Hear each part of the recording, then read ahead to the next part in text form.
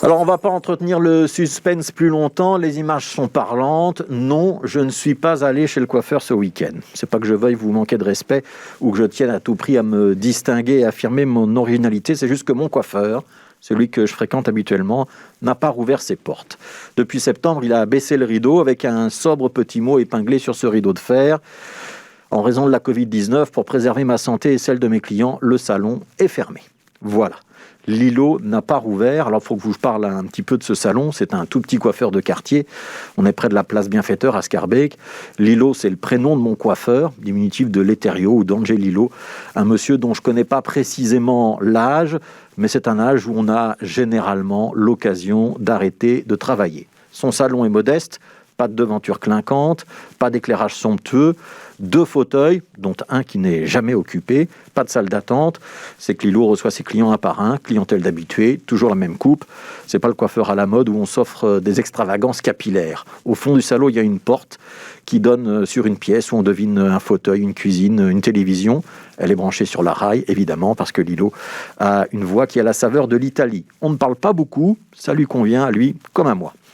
Ce samedi, j'ai donc dû constater que Lilo ne rouvrait pas son salon. Alors, est-ce que c'est définitif ou temporaire? Est-ce qu'il a un problème de santé?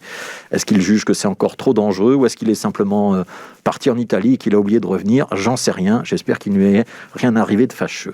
Mais je me suis quand même, du coup, posé cette question.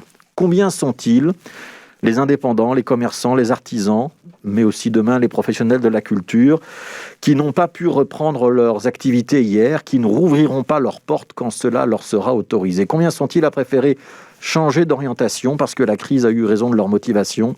Combien sont-ils à ne pas pouvoir rouvrir parce qu'ils auront été étranglés par les charges, le loyer, les fournitures à payer? Je pensais à tout cela samedi, lorsque j'ai vu déferler sur les réseaux sociaux une avalanche de photos de salons de coiffure. D'Elio Di Rupo à Georges-Louis Boucher, en passant par Denis Ducar, mais toute une série d'anonymes.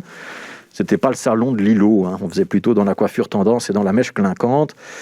Et on gardera quand même de ce week-end l'idée que ça a été un week-end historique dans la lutte contre les stéréotypes de genre, foin de coquetterie. On ne pourra plus jamais dire que les histoires de coiffeurs, ça n'intéresse pas les hommes, en tout cas les hommes politiques. Bon, en ce qui me concerne, c'est pas très grave. J'ai pris rendez-vous dans un autre salon de coiffure et je vais m'en remettre. J'espère que vous aussi. Et j'espère que Lilo ne m'en voudra pas, mais j'ai pas très bien compris cette hystérie collective qui pouvait s'emparer de nous pour un bon shampoing et une coupe de printemps, fût-elle bien dégagée derrière les oreilles. Moi, ce qui m'aurait surtout redonné le moral ce week-end, c'était plutôt de pouvoir retourner dans un bar. Dans mon quartier, c'est le 1030, Copain, Étilo. De m'asseoir, de demander au patron si les affaires reprenaient comme il voulait.